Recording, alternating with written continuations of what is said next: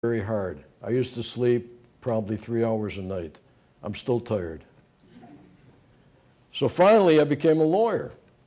And then I joined the Los Angeles County Public Defender's Office, which was then and is now the greatest criminal law firm in the world. And I stayed there for 30 years, and I worked my way up to chief, and I supervised 400 lawyers. I never told anybody I got thrown out of high school because I thought if I did, they wouldn't listen to me. But I was the chief. Then I became an adjunct professor at UCLA. 32 years, I was an adjunct professor at UCLA. Then I got involved in boxing. I was a single parent. I raised my little boy by myself. One day we're at the gym. He says, "Daddy, I want to learn how to box." I think somebody must have bullied him at school. And as he said it, it's like God wrote the script. I saw the manager of the gym banging the heavy bag. It takes a lot of skill to bang the heavy bag. You know, most people think it's hard. So I knew this guy knew what he was doing. So I said, "Where can I take my son to learn how to box?" I was a street fighter, but I didn't know the fine art of pugilism. He said, "Boy, you got lucky. There's an old Jewish guy 2 blocks away above a tattoo parlor." He said he was a champion. I said, "Wow." So that day after court, I picked my son up at the daycare, and he was 7 years old. We climbed the steps. It was right out of Rocky, and I met Frankie Goodman, the most wonderful man. I loved him very much. He had 2 bachelor's degrees from Penn State, and he taught kids how to fight. And what he did is he drilled a hole in the ring, and he got down in the hole, and he was the same size as the kids.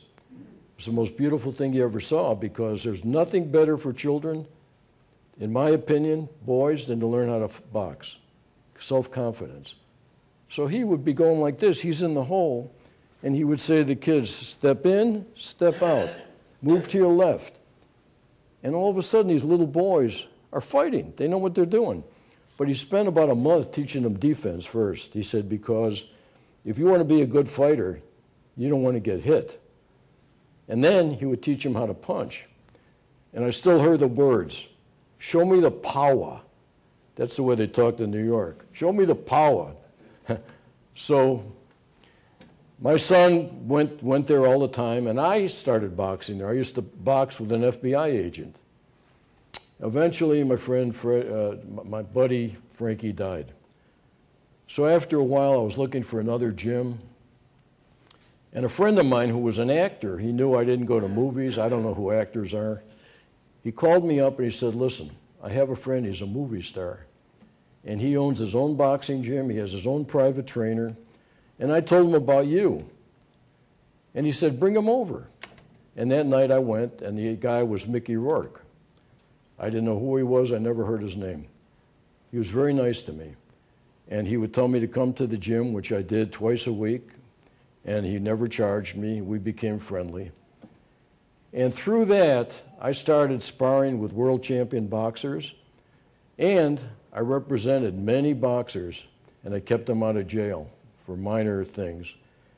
And I became so involved in boxing that I became the legal advisor for the California Boxing Hall of Fame, legal advisor for the World Boxing Hall of Fame, legal advisor for the Los Angeles Police Department Boxing Clinic.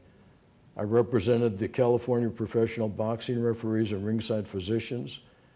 And to this day, now I'm 73 years old, I still box. And when I walk up the stairs, you will hear a guy say, "If you're in a jam and you're heading for the can, who do you call? Ken Green."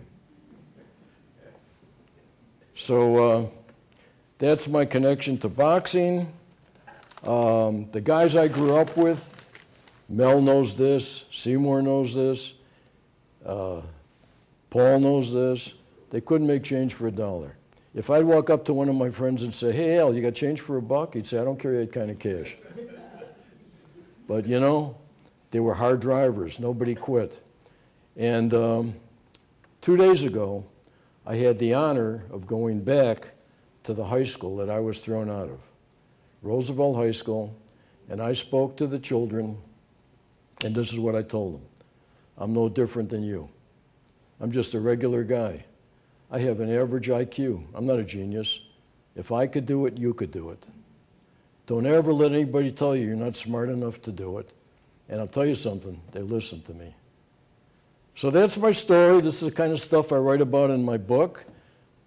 For those of you who would like to buy it, it's $10. I'd be honored to sign it. And does anybody have any comments or questions? Okay, I'm honored to have you here. Thank you so much.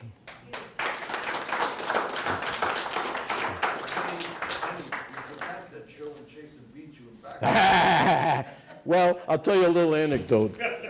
I went to Deborah Boys Club. For those of you from the neighborhood, you know Deborah Boys Club.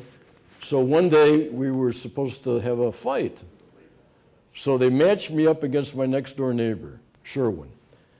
His mother said to me, listen, Kenny, you're too strong for my son. I know you'll beat him up, but if you promise me you don't hit him, I'll give you a present.